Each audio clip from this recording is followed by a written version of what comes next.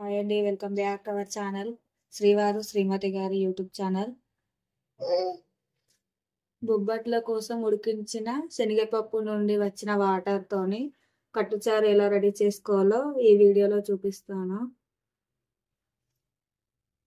ఈ వీడియో మీకు నచ్చినట్లయితే లైక్ చేయండి, షేర్ చేయండి, సబ్స్క్రైబ్ చేయండి, కామెంట్ చేయండి. Thank you all. దాని మీద ఒక జాలి పెట్టుకోవాలి. తర్వాత మనం ఉడికించుకున్న పప్పును ఇలా జాలీలో వేసుకోవడం వల్ల పప్పుకున్న నీళ్ళంతా కిందికి వెళ్ళిపోతుంది.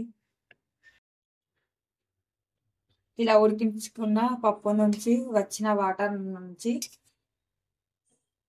ఈ నీళ్ళతో కట్చారు వేసుకోవచ్చు, లేదంటే రసం కూడా చేసుకోవచ్చు. అది ఎలా చేసుకోవాలో ఈ వీడియోలో చూపిస్తా. కొంచెం జీలకర్ర వేసుకోవాలి,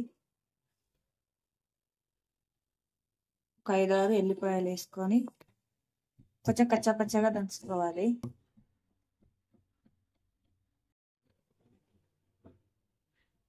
చారు అనేది కొంచెం తిక్కుగా రావాలంటే మనం ముందుగా ఉడకబెట్టుకున్న పప్పుని ఇలా కొంచెం మెత్తగా దంచుకోవాలి. ఇలా కొంచెం మెత్తగా దంచుకున్న పప్పును మనం చారు మరిగేటప్పుడు వేసుకోవాలి.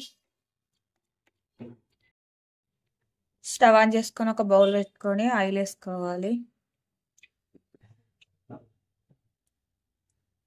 కొంచెం జీలకర్ర వేసుకోవాలి. మనం ముందుగా దంచి పెట్టుకున్న జీలకర్ర ఎల్లిపాయలు వేసుకోవాలి. 2 బిర్యానీ ఆకులు వేసుకోవాలి. కొంచెం కరివేపాకు వేసుకోవాలి. కట్ చేసి పెట్టుకున్న 4 పచ్చిమిర్చి వేసుకోవాలి. మిరపకాయలు కొంచెం ఫ్రై అయ్యాక ఒక టమాటా వేసుకోవాలి. తగినంత సాల్ట్ వేసుకోవాలి. చిటికెడు పసుపు వేసుకోవాలి.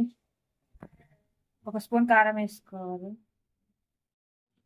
వాటర్ని దీంట్లో వేసుకోవాలి. పెట్టుకున్న చింతపండు రసాన్ని ముందుగా నానబెట్టి పెట్టుకున్న చింతపండు రసాన్ని వేసుకోవాలి.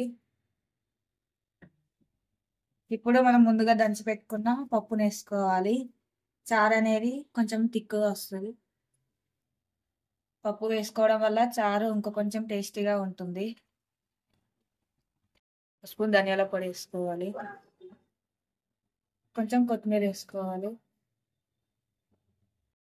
5 నిమిషాలు చారును మరిగించిన తర్వాత ఇప్పుడు ఒకసారి మొత్తం కలుపుకొని స్టవ్ ఆఫ్ చేసుకోవాలి.